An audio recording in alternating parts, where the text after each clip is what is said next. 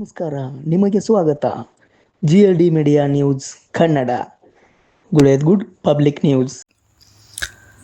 ಬಾಗಲಕೋಟೆ ಜಿಲ್ಲೆಯ ಗುಳೇದ್ಗುಡ್ ಪಟ್ಟಣದ ಡಾಕ್ಟರ್ ಪ.ಗು. ಹಳಕಟ್ಟಿ ರಾಷ್ಟ್ರೀಯ ಟ್ರಸ್ಟ್ ಗುಳೇದ್ಗುಡ್ ತಾಲೂಕು ಘಟಕದ ವತಿಯಿಂದ ಡಾಕ್ಟರ್ ವಿ.ಎ. ಬೆನಕಣ್ಣಾಳ್ ಅವರ ಓದು ಮನೆಯಲ್ಲಿ ನೋವುಂಟು ನಲಿದವರು ಹಾಗೂ ಅಟಲ್ ಬಿ.ಆರ್. ವಾಜಪೇಯಿಯ ಜೀವನ ಚರಿತ್ರೆ ಕೃತಿಗಳ ಅವಲೋಕನ ಕಾರ್ಯಕ್ರಮ ನಡೆಯಿತು. ಕಾರ್ಯಕ್ರಮವನ್ನು ಉದ್ಘಾಟಿಸಿ ಮಾತನಾಡಿದ ಗುರೂಜಿ ಬಸವರಾಜ್ ಹಡಗಲಿ ಅವರು, ಸಾಹಿತ್ಯಾವಲೋಕನ ಕಾರ್ಯಕ್ರಮಗಳ ನಮ್ಮ ಸುತ್ತಮುತ್ತಲಿನ ಪ್ರಪಂಚವನ್ನು ಅರಿಯಲು ಸಹಾಯ ಮಾಡುತ್ತವೆ ಎಂದು ಹೇಳಿದರು. ವಿಶ್ರಾಂತ ಬದುಕಿನಲ್ಲಿಯೂ ಡಾಕ್ಟರ್ ವಿ.ಎ.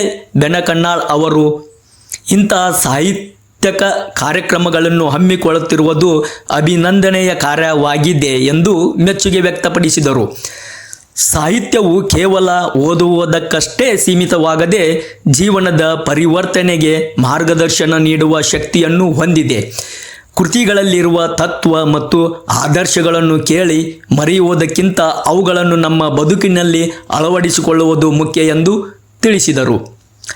ಎಲ್ಲರನ್ನು ಸ್ವಾಗತಿಸಿ ಪ್ರಾಸ್ತಾವಿಕವಾಗಿ ಮಾತನಾಡಿದ ಡಾಕ್ಟರ್ ವಿ.ಎ.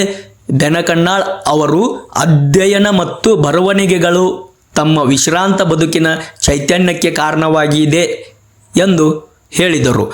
ಡಾಕ್ಟರ್ ಪ.ಗು. ಹಳಕಟ್ಟಿ ರಾಷ್ಟ್ರೀಯ ಟ್ರಸ್ಟ್ ವತಿಯಿಂದ ವಿಭಿನ್ನ ಸಾಹಿತ್ಯಕ ಕಾರ್ಯಕ್ರಮಗಳನ್ನು ಹಮ್ಮಿಕೊಳ್ಳುವ ಮೂಲಕ ಗುಳೇದ್ಗುಡ್ಡದ ಸಾಂಸ್ಕೃತಿಕ ಲೋಕಕ್ಕೆ ಹೊಸ ಆಯಾಮ ನೀಡುವ ಉದ್ದೇಶ ಹೊಂದಿದ್ದೇವೆ ಎಂದು ತಿಳಿಸಿದರು. ನೋವುಂಟು ನಲಿದವರು ಕೃತಿಯ ಅವಲೋಕನ ಮಾಡಿದ ಪ್ರಾಧ್ಯಾಪಕ ಡಾಕ್ಟರ್ ರಮೇಶ್ ಯಾಣಮಶೆಟ್ಟಿ ಅವರು ಕೃತಿಕಾರ ರಂಗಪ್ಪ ಸೇಬನಕಟ್ಟಿಯವರ ಸಮಾಜಮುಖಿ ಜೀವನ, ಸಂಘಟನೆ ಹಾಗೂ ಸಮಾಜ ಸೇವೆಯ ಕಾರ್ಯಗಳನ್ನು ವಿಶ್ಲೇಷಿಸಿದರು.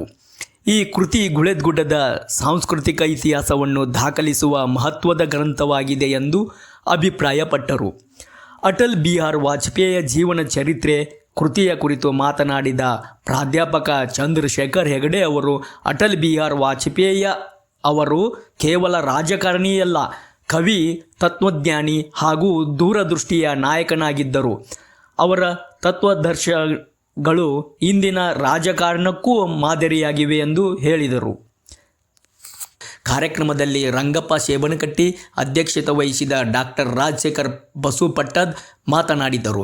ಕಾರ್ಯಕ್ರಮದಲ್ಲಿ ಪ್ರೊಫೆಸರ್ ಸಿದ್ಧಲಿಂಗಪ್ಪ ಬರಗುಂಡಿ, ಸುರೇಶ್ ಪರ್ವತಿಕರ್, ವಿನೋದ್ ಅಂಬೇಕರ್, ರಾಜಶೇಖರ್ ಪಾಗಿ, ಮುರುಗೇಶ್ ಶೇಖಾ, ಶಾಂತಾ ಕರಡಿಗುಡ್, ಶಂಕರ್ ರೂಡ್ಗಿ, ಪುತ್ರಪ್ಪ ಬೇಳ್ಗಿ, ಸಂಗಮೇಶ್ ಚಿಕ್ಕಾಡಿ, ಬಸವರಾಜ್ ಜವಡಿ, ಮಹದೇವಪ್ಪ ಜಗತಾಪ್, ಶ್ರೀಶೈಲ್ ಬೆಕನಾಳ್ ಸೇರಿದಂತೆ ಹಲವಾರು ಸಾಹಿತ್ಯಾಸಕ್ತರು, ಗಣ್ಯರು ಹಾಗೂ ಸಾರ್ವಜನಿಕರು ಭಾಗವಹಿಸಿದ್ದರು.